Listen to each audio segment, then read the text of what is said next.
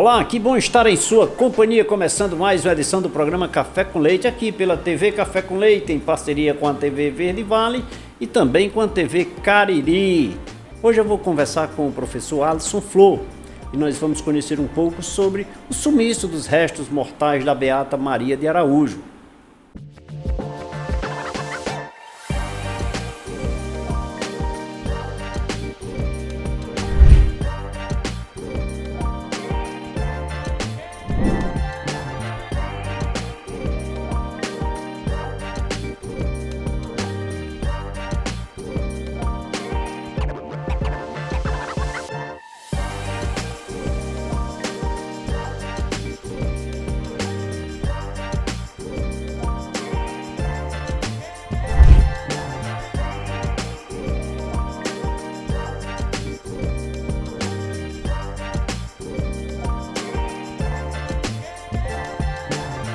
Professor Alisson, muito obrigado por você aceitar aqui, vir conversar com a gente, tomar um cafezinho comigo. Sim. Que alegria, seja bem-vindo. Muito obrigado, agradecer aqui pelo convite, Francisco Leite, a toda a equipe e a todas as pessoas que nos acompanham. Você estuda a Beata Maria de Araújo? Eu comecei, é interessante que a gente acaba se interessando por uma coisa... Se apaixonando sem perceber. Eu venho de uma comunidade onde tem uma rua chamada Beata Maria de Araújo, mas eu nunca sabia quem era. Quem era a Beata, né? Nunca que fui realmente atrás de saber quem era a Beata Maria de Araújo. Até na escola a gente não estudava, né? Em estudos regionais a gente ouvia falar muito sobre o Padre Cícero, né? O desenvolvimento político e circundante do nome Padre Cícero. Mas Beata Maria de Araújo, eu comecei a ouvir. É uma coisa interessante, Francisco, que eu nem lembro quando eu soube quem realmente era a Maria de Araújo. Porque foi um assunto sendo introduzido aos poucos, uma informação aqui e acolá. Eu fiz essa pergunta porque é comum se estudar o Padre Cícero, na história do Padre Cícero, aqui para Juazeiro e região do Cariri, é até comum. Mas a Beata, especificamente ou em especial, não é muito comum. E você é um jovem, né? E de repente... falar sobre esse tema é gostar, é se apaixonar, né? Estudar. Que bom. Pois então, parabéns. Eu acho que mais pessoas deveriam falar sobre personalidades aqui da cidade, da região de Juazeiro, Crato, Barbalha. O próprio, por exemplo, nós temos aqui no Crato o Caldeirão do Beato Zé Lourenço, né? Que também é uma personalidade que poderia ser estudada. Não, ele é estudado por reflexo, né, do Padre Cícero, dentre outros aí, o próprio Lampião com relação ao Padre Cícero, quer dizer, que são personalidades que precisam ser estudadas porque fazem parte da nossa história, né? Então exatamente. Eu fiz essa pergunta porque ele achei jovem, né, para se interessar especificamente pela Beata Maria de Araújo, né? E um tema, diga-se de passagem, de extrema relevância, que é o sumiço, né? Cadê? Isso. Por quê? Onde foi que ela foi enterrada? A Beata ela foi enterrada na Capela do Socorro, né, que ela faleceu em 1914, né, 17 de janeiro de 1914. Guerra, né? Isso, no mesmo período da guerra. É tanto que as pessoas atribuem a morte dela como uma forma de entrega divina da vida dela, em relação ao Juazeiro ter vencido a guerra, né? Mas após o falecimento dela, o corpo dela ficou ali sepultado na Capela do Socorro, de 1914 até 1930, quando na madrugada, supõe-se que seja numa madrugada, do dia 22 de outubro de 1930, o jazigo dela foi demolido, né? E até onde a gente sabe foi sob a permissão do vigário da época, que o vigário da época era o Monsenhor José Alves de Lima. Monsenhor José Alves, é aquele que faleceu recentemente? Não é.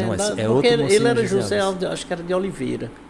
Era José Alves de Oliveira. Ele era Monsenhor lá naquela igreja do Novo Juazeiro. Sim. Esse Monsenhor José Alves de Lima, ele foi vigário da capela de Nossa Senhora do Perpétuo Socorro, e sob o conhecimento dele, né? Sobre a ciência dele, ele permitiu que acontecesse isso, né? A gente não sabe se foi realmente por ordem dele, não se sabe se foi por ordem do bispo da época, né? E ele teve que obedecer, ou seja, não existem documentos, não tem um registro de onde partiu essa ordem. Mas a gente sabe que foi à luz do conhecimento dele. Mandaram destruir o jazigo dela, e desde então foi tampado, né, o piso, e desde então não se sabe o que aconteceu com os restos mortais da beata. Algumas pessoas afirmam que foi levado, outras pessoas afirmam que os restos mortais dela foi sepultado em outro jazigo ali no mesmo cemitério. Outros dizem que foi aterrado. E na ocasião de lá para cá, houve alguma investigação? Não. Assim, não vamos reabrir para realmente ver se aconteceu? Pois é, interessante, porque assim, a gente conversando com as pessoas que pesquisam realmente a fundo isso, daí eu cito a Fátima Pinho, a doutora em História Fátima Pinho. Nós temos o historiador Roberto Júnior. Roberto também já esteve aqui. Sim, o próprio Renato Casimiro, também José de André. Então são pessoas que estudam afinco. Daí o que acontece? Como houve um apagamento em relação ao nome da beata, a imagem da beata e o que a beata foi em relação ao milagre que aconteceu em 1879, o milagre da hóstia. Então aconteceu que logo após esse acontecimento, até os próprios veículos de comunicação foram abafados, não publicaram, né? Se publicou, a gente não tem conhecimento. Então, assim, durante muitos anos, muitas décadas, o nome da beata foi sendo esquecido, né? E vale citar que o nome dela foi esquecido tanto por questões sociais, por ela ter sido preta, né? Analfabeta e mulher, tanto por questões eclesiais também. Problemas gravíssimos na época, né? Com certeza. Ela era descendente de ex-escravizados indígenas, né? Até onde se sabe. E também por imposições clericais, né? Que a igreja disse que não foi milagre, então não pode ser milagre, né? Até mesmo as pessoas há relatos de pessoas que quando iam receber sacramentos, né? Da igreja católica, o padre que estava ministrando perguntava à pessoa se ela acreditava que se aquilo que aconteceu era um milagre ou não. Ela tinha que mentir para poder receber o sacramento, né? Então a gente começou a perceber que houve esse apagamento. Ela mesma ou as pessoas? As pessoas daqui. Então só recebia se ela negasse o milagre. Era forçada, Era né? forçada. Pois é. Impressionante o poder, né, que a igreja ainda hoje tem, mas eu digo na época com mais agressividade, né? Sim. O padre era quem? Às vezes as pessoas dizem assim, quem mandava na cidade era só o padre, né? O juiz e o padre, né? Tinha essa conversa. Então o padre tinha o poder, a igreja, o clero como um todo, né? Sim. E as mulheres sempre aquela subordinação que hoje, graças a Deus, está bem diferente. Não chegamos lá ainda, mas não chegamos lá. A gente acredita que como as religiões em si, elas passam por um processo de transformação, né? A gente acredita que como o Padre Cícero, que durante muito tempo ele também foi invisibilizado, né? E recentemente veio à tona, né? Com o apelo populacional de historiadores, né? Até o processo de beatificação do Padre Cícero. A gente acredita que o mesmo possa acontecer com a Beata Maria, né? Que possa haver pessoas dentro, né? Isso, que possam haver pessoas dentro do clero que possam também ter que comungam, né, do mesmo pensamento de visibilização da Beata Maria e possam estar voltando a citar o nome dela e fazer valer todo aquele esforço. Merecedora, né? Merecedora. E ela, palco, como eu disse no início, ela é palco principal. Né? Inclusive eu conheço uma pessoa aqui de Juazeiro que tem um tecido, uma toalha, não sei, com sangue. Com o sangue dela. Eu conheci, ele me mostrou, inclusive. Sim. Mas é escondido. Eu digo, isso não tem que ficar escondido. Isso tem que ir isso tem que ser publicado, tem que ser dito, tem que ser falado, porque é uma relíquia, né? Eu guardo só para mim, é como conhecimento. Se conhecimento você se resguardar e não partilhar, para que serve? Amanhã você não vai mais estar aqui. Isso. E é por isso, Francisco, que a gente, como eu também faço do coletivo Candeeiros, faço parte do coletivo Candeeiros, onde a gente é um canal no YouTube onde a gente se volta para questões culturais, da cultura do Cariri e também dá visibilidade a figuras importantes daqui da região. A gente fala sobre o Padre Cícero, a gente faz documentários sobre a Beata e que inclusive um dos documentários que a gente fez foi sobre esse sumiço dos seus restos mortais. Né? A gente acredita que como as pessoas hoje em dia elas têm muito mais acesso e um acesso facilitado ao audiovisual, né? A gente se utiliza desse meio, dessa mídia, para poder conseguir atingir. Certo, e estão conseguindo, graças a Deus. Graças a Deus. E o apoio da sociedade? A sociedade... A aceitação desse trabalho, né? Porque você se dedicar, você se empenhar, você se dedicar a estudar, se subsidiar de informações para partilhar, né? E a sociedade tem que dar o seu valor, né? Dar a sua atenção e valor a quem faz, quem exerce esse trabalho. Então, eu acho que você não está fazendo para você está fazendo para o meio, né? Eu acho que isso tem um valor significativo e a sociedade precisa acordar para isso. Eu, como disse aqui nos bastidores, eu já gravei sobre a Beata Maria de Araújo com nosso amigo Luiz Palmeira, e até mesmo eu acho que foi com a doutora Fátima Pinho também. Ela já veio aqui falar sobre o Padre Cícero, o Renato Casimiro, o próprio Roberto também, vários, porque eu acho legal. Escrever um livro, vem para cá, vem no Café com Leite, vem mostrar aqui as pessoas, porque faz parte da história. Ninguém escreve aleatoriamente, não. Você está escrevendo, né, e partilhando essas informações. Sim. Então, isso precisa ser, digamos assim, divulgado com mais intensidade. E nós, do Café com Leite, nós temos essa preocupação. Querer partilhar, venha para cá, diga. Quando nós conversamos pelo telefone, quando eu vi uma postagem sua, eu já de imediato já falei contigo, bora, isso aqui dá certo no Café com Leite. Por quê? Porque é uma forma de contribuir, né? E a sociedade que não tem conhecimento e não tem como contribuir, passa a aceitar. Não sei se você concorda comigo, mas é uma opinião minha. Não, e outra coisa, a população gosta de se ver, né? As pessoas gostam, eu mesmo gosto de me ver, não a minha imagem em si, mas o que representa quem eu sou e o meu perfil. E as pessoas, elas conseguem enxergar isso muito na imagem da Beata. Por isso que ela é uma pessoa muito próxima da sociedade, sabe? A gente vive em um meio onde existem muitas pessoas pobres, né? Pessoas de descendência negra mesmo, sabe? E elas conseguem enxergar na Beata essa imagem realmente de referência. Né? Então, quando a gente começa a falar da Beata, começa a aparecer as pessoas que têm afeição por ela. São pessoas que são devotos e devotas da Beata Maria. Né? Ou seja, a gente começa a perceber... Que isso não existia, digamos, em 30, quando foi violado o túmulo. Né? Não, uma coisa interessante que aconteceu é que há relatos de que o túmulo dela era venerado. As pessoas vinham, colocavam flores no túmulo dela, se tornou um altar ali de oração. Mas, como eu já tinha te falado, aos poucos, né, por imposições, por regras clericais e sociais, o nome dela foi sendo esquecido. Né? Então, digamos que destruir o túmulo foi a gota d'água. Né? E a partir de então, ela foi cada vez mais sendo esquecida. Mas que, felizmente, a partir da década de 80, de uma maneira muito mais, como é que eu posso dizer, epifânica, se nem se existe essa palavra, de epifania, o nome dela passou a ser citado até mesmo no título do segundo simpósio sobre o Padre Cícero, que é quando se comemorou os 100 anos do milagre eucarístico. A partir daí, as pessoas que estudavam começaram a se interessar, começaram a buscar documentações e foram aos poucos encontrando mais informações daquela pessoa que foi tão importante quanto o Padre Cícero. Professor Alisson, professor, eu lhe perguntei no bloco anterior essa questão da violação do túmulo. Porque a história é isso, você vai sendo provocado e vai descobrindo e vai escrevendo e vai mostrando e vai partilhando essas informações, né? Sim. Eu imagino que assim seja. Mas veja só, por ocasião da violação do túmulo em 1930, né? 22 de outubro de 1930, quer dizer, vamos completar praticamente 100 anos aí já, né?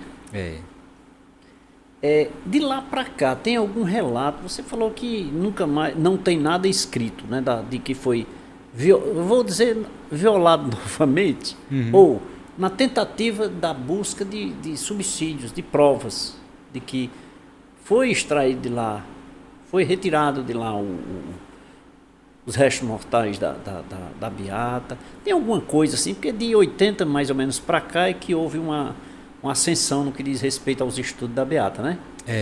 Isso. Inclusive, a gente levanta algumas suposições no nosso documentário de que o corpo não, os restos mortais, né, da Beata, pode ter sobrado algum resquício, alguma parte abaixo do solo, porque o ossário ele ficava abaixo do solo, né? Então o corpo foi decomposto, né? Ficou ali. Então supõe-se que alguns restos mortais estão ali abaixo, né? Não é certeza, mas para que a gente possa saber disso, é necessário algum tipo de investigação, né? Eu não conheço muito bem a fundo como é esse tipo de investigação, mas acredito que tenha que haver pelo menos um apelo popular, a população tem que exigir ou fazer uma solicitação mediante o Ministério Público para que possa haver ou a abertura, né? Isso, acesso ou abertura, né, do chão de maneira física ou por modos de tecnologia mesmo de escaneamento, gel, que hoje sabe? Tão fácil, né, fazer isso, exatamente. Né? Mas para que isso possa acontecer, se eu não me engano, precisa ter, além do apelo popular, a permissão de um familiar da Beata Maria da Araújo. Eu diria que mais do judiciário, né? Você falou do Ministério Público, eu acho que seria um órgão competente para fazer essa autorização, que é crime você fazer essa violação, né? Uhum. É crime qualquer violação em túmulos, né? Isso. Então, e naquela época a família da Beata não foi comunicada. Tanto a família da Beata quanto o próprio Padre Cícero não foram comunicados dessa retirada do túmulo. E você tem conhecimento de que existe ainda algum parente? Eu ouvi falar da boca de uma historiadora que ela conheceu 2 pessoas que são da família da Beata, só que já são pessoas muito idosas e que elas são muito reclusas em suas casas. Elas dizem que não conhecem muito sobre a Beata, né? Até porque os próprios familiares da Beata foram instigados a não falar sobre a Beata, né? Então os descendentes, né, as pessoas que vieram posteriormente, consequentemente não escutaram sobre a história da Beata. Mas essas 2 pessoas que ainda estão vivas são pessoas, eu acredito que sim, no jazeiro, né? Elas se recusam até a conversar porque elas dizem que não tem conhecimento, né? Mas eu pessoalmente acredito que existem muitas pessoas que são descendentes dos familiares da Beata, dos irmãos da Beata. Ela teve mais de 9 irmãos, né? 12, não sei dizer, mas foram mais de 9. Então existe uma grande quantidade de descendentes aí da família da Beata, mas que até mesmo eles mesmos não têm conhecimento disso, porque o próprio sobrenome Araújo foi sendo evitado passar para a posteridade. Impressionante, né, rapaz? Impressionante como a rejeição, ou seja, era o negativismo, né? Até o sobrenome Araújo era, infelizmente. E hoje mesmo eu estava conversando com minhas tias, minhas primas, para coletar fotografias dos meus avós, né, dos meus bisavós, para poder conseguir construir pelo menos essa árvore genealógica visual da minha família. É muito difícil, mas... Olha, nós estamos conversando aqui hoje e hoje eu faço uma pergunta. Você tem uma foto de sua avó? Talvez tenha. Tem da sua bisavó? Da minha bisavó, só por parte de mãe. Você tem mais do que uma foto? Tenho. Tem, né? Mas é uma raridade, ou não é? É muito raro. Ou seja, são 4, você só tem de um. Uhum. São 4 bisavós, né? Isso. Tá certo. Você só tem de uma, né? Só tem de uma. Quer dizer, 3 já se apagaram no tempo. Até porque elas não foram fotografadas em vida, as outras. Aí daqui a 30 anos, 40 anos, nossos bisnetos, sei lá, nossos netos, bisnetos, etc., vão assistir em mídias sociais aí, nas televisões, não sei, nós 2 aqui conversando. Talvez nós não estejamos mais nem aqui, daqui a 100 anos nós não vamos estar, mas talvez eles ainda estarão ainda, olha, esse aqui era meu pai, esse aqui era meu avô, né? Legal, né? É interessante. Inclusive, a gente, sempre quando a gente está levando nosso material de documentário para levar para as comunidades e para as escolas também, a gente sempre pede que as pessoas que têm algum tipo de conhecimento relacionado à história da Beata, seja fotografia, que acho muito difícil, que hoje só existiu uma fotografia que sobreviveu ao tempo, seja documentos relacionados à Beata, ou até mesmo relatos. Talvez a sua avó tenha conhecido um familiar da Beata, não sei, mas que tem um relato a ser contado. Sabe, a gente sempre faz esse tipo de apelo para que as pessoas nos procurem. Sim. Vai lá no nosso canal, nosso Instagram, Candeeiros, com Candeeiros, que você entre em contato com a gente, porque daí a gente quer criar um arquivo desse tipo de registro, porque daqui a algum tempo, se a gente não registrar, vai se perder. Vai se perder. Ao longo desses primeiros 30 anos, de 1930 a 1960, 80, por ali, 30, 40 anos, adormeceu, né? Isso. Mas me diga uma coisa, você falou que não se sabe se os restos mortais ainda estão lá no túmulo ou não, apenas foi violado. Isso. Levaram ou não. Inclusive no seu documentário, me parece que eu vi lá alguma coisa também no que diz respeito a uma urna de vidro, alguma coisa assim, que tem partes, né, Isso. do crânio. Partes do crânio, escapulares. Procede essa informação? Não, aí o que a gente fez? A gente gosta muito de abrir o imaginário das pessoas, né? Muito mais do que citar, a gente gosta de mostrar. Então, quando o padre Cícero fez o registro no cartório de que o túmulo foi violado, ele encontrou somente algumas partes que estavam lá ainda à mostra, né? Como um pedaço do crânio com um pouco de cabelo, alguns escapulários, um cordão da Ordem Terceira Franciscana, que ela levava à cintura, né? Uns pedaços de tecidos, enfim, e que ele colocou dentro de uma urna, né? E essa urna de vidro, ele cita que era uma urna de vidro ou um vaso de vidro, mandou lacrar e desde então ele não cita mais. A gente não sabe onde se encontra essa urna, né? E a gente imaginou, por que não a gente fazer uma representação, né? Uma réplica? A gente começou a pesquisar, não encontramos como eram as especificações dessa urna, mas a gente imaginou que fosse algo pequeno, de fácil acesso, né? Comprou um pote de vidro, né, de coamba amarelado para representar esse tempo, muito tempo guardado, né? E nós fizemos a reconstrução desse pedaço do crânio. Foi feito pelo Jonas, que é da nossa equipe, o Jonas Bezerra. Ele fez um crânio de porcelana fria, né, que o pessoal conhece como biscuit, né? Assim como as outras partes que foram encontrados, né? Então a gente gosta de mostrar como uma forma de ativação da memória, para que as pessoas comecem a entender que realmente, nossa, esse assunto é sério. Foi encontrado restos ainda da Beata, foi colocado dentro de um pote. Onde é que se encontra esse pote? Sabe? Mas a gente sempre deixa claro que ali não é o verdadeiro, né? Já pensou? Encontramos o verdadeiro. Mas me diga uma coisa, você falou aí no Padre Cícero e algo me chamou a atenção. O Padre Cícero foi, lógico, dada a divulgar a publicidade disso na época, ele tomou conhecimento, mas ele era a favor, ele foi a favor, ele fez algum movimento contra essa violação? O padre Cícero, quando ele recebe essa notícia, ele se sente extremamente contrariado, porque ele não tomou conhecimento daquilo. Acredito que se ele tivesse tomado conhecimento antes, ele teria tomado alguma atitude para poder impedir, já que o padre Cícero e a Beata conviveram durante muito tempo, né? Desde sua chegada no Juazeiro até a morte dela em 14. Ela é de onde? Ela é de Juazeiro. Ela nasceu em Juazeiro. O padre Cícero chegou, ela já estava aqui. Ela já estava aqui. Ela tem mais ou menos 8, 9 anos, né? Ela nasceu, pelos relatos, nasceu onde hoje se encontra o prédio dos Correios, né? Numa casinha de taipa. Rua Conceição, por ali. Isso.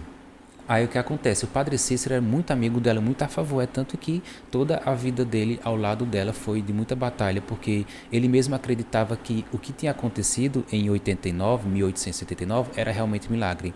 Consequência disso foi a suspensão de suas ordens, e aí o resto a gente conhece da história. E ele pagou um preço muito caro. Pagou um preço muito caro. Mas que legal é que ele não desistiu. Por isso, né? Não desistiu, ele foi atrás. Só que é interessante lembrar que isso foi em 1930, Padre Cícero faleceu em 34. Ele já estava com a saúde debilitada, já não tinha tantas forças aí físicas para poder estar correndo atrás. Pode ser que ele tenha ainda continuado muitas vezes aí atrás de resolver esse problema, mas a gente não tem registros disso. 1930, né? Difícil. Mas a Beata hoje, ela... Pelos estudos, é um Instituto Candeeiros, é? A gente tem um coletivo de artistas, né? Onde a gente criou esse canal no YouTube chamado Candeeiros. Né? Isso. Tá certo. Tem estudo, tem relatos por ser uma beata, perspectivas de santificá-la, alguma coisa assim, não? Eu acredito que sim, sabe? Porque acho que um único impedimento, um dos únicos, né? Acredito que existam muitos, que faz com que a Beata não entre em processo de beatificação e canonização, seja exatamente essa solicitação, esse apelo popular. As pessoas têm que conhecer sobre a Beata para poder fazer jus ao nome, ir atrás e solicitar a representatividade eclesiástica que aquela pessoa seja realmente santificada. A igreja entra em todo um processo, né, que não é simples, é um processo muito aprofundado de estudos de teólogos, né, e até mesmo de cientistas, para poder realmente comprovar se existe algum milagre associado àquela pessoa. Mas é possível, né? possível. Isso. A fé, acima de tudo, move montanhas e dá para se descobrir. Enfim, espero que dê tudo certo. Né? E a Beata Maria de Araújo, uma jovem maravilhosa aqui, que é representação especial na nossa comunidade, na nossa cidade, na nossa região. Merecedora de análise, de estudo, com muito carinho, com muito afeto. Né? A questão da curiosidade do estudo da Beata Maria de Araújo nas escolas, você acha isso importante? Com certeza. Né? Inclusive, a gente parece que acho que é uma coisa divina, né? A gente está entrando num momento aí onde as escolas estão passando a discutir muito mais intensivamente questões de racismo, né? A cultura afro-brasileira e a educação como uma forma de combater o racismo. E acontece que esse documentário que a gente produziu sobre o sumiço dos restos mortais da Beata, ele encaixa perfeitamente numa discussão social dentro do espaço educativo. Né? É tanto que a gente já chegou a exibir em algumas escolas de rede pública de Juazeiro do Norte. Já fomos convidados para exibir em outras escolas, não só do Juazeiro, mas também de Barbalha e de Brejo Santo. Né? E a gente espera que a gente possa ser convidado para mais lugares. E que é interessante que aquelas pessoas, o alunato começa a perceber que existe uma figura ali, né, que ela é de extrema importância para a construção não só do Juazeiro, né? A Beata Maria, ela foi importante para o desenvolvimento econômico e político daqui da região do Cariri. Né? Então, não foi só a religiosidade, né? Exatamente, né? Ela tem uma importância histórica muito forte. Então, é interessante a gente mostrar para que as pessoas comecem a entender, né, da história, não só da história daqui da região do Cariri, mas que também possam a solicitar, investigar e pesquisar mais sobre a própria Maria de Araújo. E é bom lembrar que não era somente essa beata, não era que fazia parte do, digamos assim, do corpo. Isso. Né? De beatas do Padre Cícero, né? E é interessante a gente parar para pensar que boa parte do beatério que vivia circundante ali do Padre Cícero, apesar de Padre Cícero ter sido um homem branco de olhos azuis, pelo que se relata, os beatos em boa parte eram negros. Né? A gente tem o beato Roque Pinto Miranda, né? Ele é descendente de um príncipe, eu não vou saber dizer o nome do país, né? do continente africano. A gente tem também o próprio beato José Lourenço, né, também que vivia aqui, né? A gente tem a própria Beata Maria de Araújo, a Beata Mocinha, né, que é a tertuliana, né? E temos também a beata que convivia, que era do convívio do Padre Cícero desde quando ele era novo, que o pessoal chama de Teresa do Padre, que é a Teresa de Jesus. Então são pessoas, e me desculpe eu não citar mais, porque são muitos. São pessoas que estão ali no convívio, que foram extremamente importantes para a construção dessa história, né?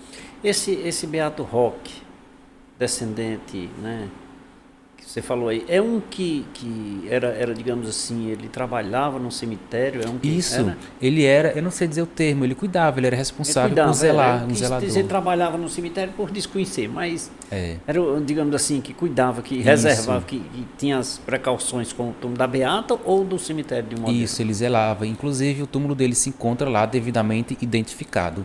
Tanto ele quanto o Beato José Lourenço, os túmulos estão dentro do cemitério do Socorro, ali nas imediações. E fica pertinho ali da capela? Ou é um pouco mais distante? Eu não sei te Só dizer. para quando eu visitar. Eu não sei te dizer, eu também vou procurar, porque eu cheguei a ver fotografias, mas não cheguei a encontrar. Sim, não chegou a né? encontrar. Mas eu vou procurar. Muito bem. Diga uma coisa.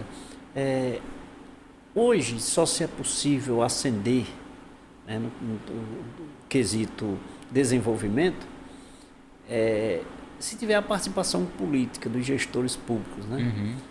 Vocês, com a instituição Candeeiros, formado, como você disse, por um coletivo de estudiosos sobre o assunto, artistas. Né? E artistas que estudam o tema, como vocês enxergam a gestão pública no quesito contribuir para o desenvolvimento? Porque a cultura, eu no meu ponto de vista, que é uma opinião própria, eu vejo o quesito cultura a nível de governo, em qualquer esfera, último lugar.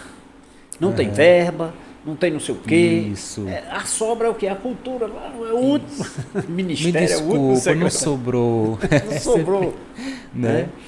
A Então, gente sente mesmo isso, né? A gente como artista, a gente sente muito isso, né? E o que chega até a gente percebe que foi uma coisa que já foi muito mexida, né? Então, não só para artistas, mas também produtores culturais, né?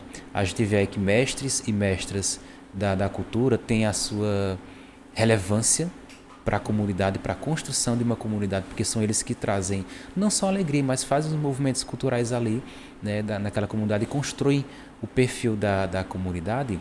Eles acabam sendo deixados muito de lado, sabe? É muito comum a gente ouvir daqui no Juazeiro do Norte, quiçá do Cariri, que mestre de cultura tal faleceu extremamente pobre, extremamente esquecido, sabe? Se você for estudar a história, uma pessoa que foi extremamente importante. Então, dói no coração a gente ver que essas pessoas que contribuíram, né, para a cultura daqui da região, elas estão sendo esquecidas. São esquecidas durante a vida e após a morte também são esquecidas.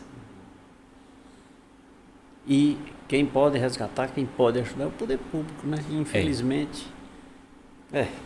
E o poder público mas não fica faz... aqui o nosso protesto, né? Fica o protesto, porque assim, os políticos eles não fazem nada por boa vontade.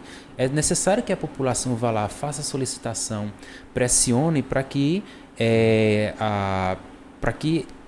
pelo menos a verba, né, pelo menos o reconhecimento, pelo menos até o chamamento desses mestres e mestras e de artistas também para participarem de movimentos e de eventos, ele seja muito mais frequente. Vamos fazer o seguinte, vamos conhecer um pouco mais do trabalho realizado, né, pelo Candeeiros. Não vou falar aqui o Alisson, mas de toda a equipe de profissionais que elaboraram sobre o sumiço dos restos mortais da Beata Maria de Araújo. Vamos encerrar o programa assistindo. A Beata foi protagonista de um milagre que aconteceu não só uma vez, mas centenas de vezes na presença de pessoas leigas, padres e teólogos da Igreja Católica. Na Semana Santa de 1889, Padre Cícero Romão Batista, o sacerdote capelão do lugarejo, reunido com confrarias religiosas, rezava para que as graças do céu não permitisse que aquele ano fosse um ano onde se repetia o grande martírio, o grande sofrimento da seca. E nesse momento da comunhão, a Beata Maria Madalena do Espírito Santo de Araújo, aconteceu o que se logo denominou de milagre. A hóstia se transformava em sangue. Era a madrugada do dia 22 de outubro de 1930. Algumas pessoas entraram pela porta lateral da capela. Em surdina, quebraram a parede do jazigo e, após isso, os restos mortais da Beata Maria de Araújo que lá estavam sepultados tornam-se um grande mistério. A Beata Maria de Araújo foi a quinta pessoa a ser sepultada no interior daquele templo. Dentro da capela, nós tínhamos Dona Hermínia Marques Gouveia, cidadã de Jardim, que aqui residia e que, cumprindo promessa ao Padre Cícero, havia prometido a construção da capela do cemitério novo. Para além de Dona Hermínia, foram sepultadas na capela a mãe do Padre Cícero, Dona Quinô, suas duas irmãs, por fim, a Beata Maria de Araújo. Somente em 1934 é que a capela iria receber um novo sepultamento, dessa vez do Padre Cícero Romão Batista. Somente 2 deles nós sabemos onde estão, assim com precisão. E os outros são em locais que não sabemos exatamente. Poderia ter uma pequena lápide, cada um deles, ou uma lápide única, referindo, indicando e tal. A intenção de se apagar o nome da Beata já vem de muito tempo, antes e depois de seu falecimento. Tanto é que quando ela veio a falecer em 17 de janeiro de 1914, pouco se divulgou sobre sua morte. Há um pequeno texto na página 77 do livro de óbitos da Santa Sé Catedral de Crato, que diz o seguinte: Aos 17 dias do mês de janeiro de 1914, nesta vila de Juazeiro, freguesia do Crato, estado do Ceará, faleceu Maria de Araújo. Em outros assentos sobre outras mortes na mesma página, há mais detalhes sobre os cadáveres. No entanto, sobre a beata, há um espaço vazio que parecia estar esperando ser preenchido. No entanto, isso nunca aconteceu. Também não há autoria de quem fez o texto, embora a página seja rubricada pelo padre Antônio Jataí de Souza. E aí, maravilhoso, né? Se você quiser assistir todo esse conteúdo, você assiste no YouTube, mas daqui a pouquinho o professor Alisson vai deixar o endereço direitinho aqui e você poderá ter o acesso a toda essa matéria aí nos canais da Candeeiros, tá bom? Mas agora eu só tenho que agradecer, né? Se você quiser conhecer, como falei, um pouco mais da história, né? Sobre o sumiço dos restos mortais da Maria de Araújo, é simples, você acessa os canais do YouTube, os canais da Candeeiros e você vai conhecer muito mais. Quero aqui agradecer de forma muito especial ao professor Alisson pela sua contribuição à cultura, né? A cultura em especial da nossa cidade, em especial da Beata Maria de Araújo, que o nome dela é Maria Madalena do Espírito Santo Araújo, né? Muito obrigado, professor. Muito obrigado. Foi muito especial aqui a sua presença. Eu espero tê-lo novamente aqui para a gente continuar e bater mais um papo e conversar outros assuntos, se reportando a Beata Maria de Araújo. Isso. Não, eu que agradeço, né, pelo convite, né, e a qualquer momento que vocês também precisarem convidar novamente mais a gente sobre os próximos documentários que vamos produzir, estamos abertos, né, aos convites. É sempre um prazer falar sobre cultura, falar sobre arte e, sobretudo, falar sobre figuras tão importantes quanto o Padre Cícero e a Beata Maria de Araújo. Muito obrigado mais uma vez. Deus abençoe, sucesso e vamos nos encontrar outras vezes. Obrigado. E a você que nos acompanha, muito obrigado pela sua companhia, obrigado pela sua audiência. Amanhã eu vou estar de volta com mais um convidado, com mais um tema especial para você. Beijo a todos, fiquem com Deus e que Deus os abençoe. Tchau, tchau, até lá.